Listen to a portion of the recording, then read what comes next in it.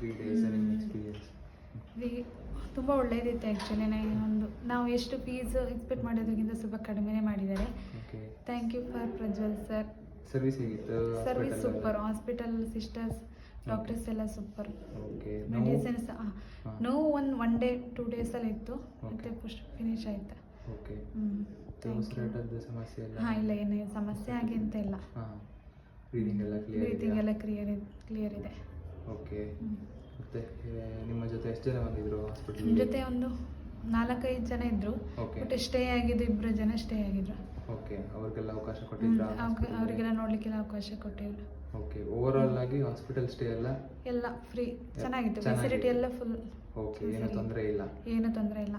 Okay. Rhinoplasty surgery ಅಂದರೆ ತುಂಬ ಜನ ನೋವು ಅದೇ ಹಾಗಂತ ಹೇಳ್ತಾರೆ, ಬಟ್ ಇದು ತುಂಬ ಮುಂದೆ ಫ್ಯೂಚರ್ಗೆ ಒಳ್ಳೇದಾಗ್ಬೋದು. ತುಂಬ ನೋವೆಲ್ಲ ಏನಿಲ್ಲ, ನೋವೆಂತ ಇರೋದಿಲ್ಲ. ಅವ್ರು ಹೇಳಿದಷ್ಟು ನೋವೇ ಇರೋದಿಲ್ಲ. ಓಕೆ. ಓಕೆ.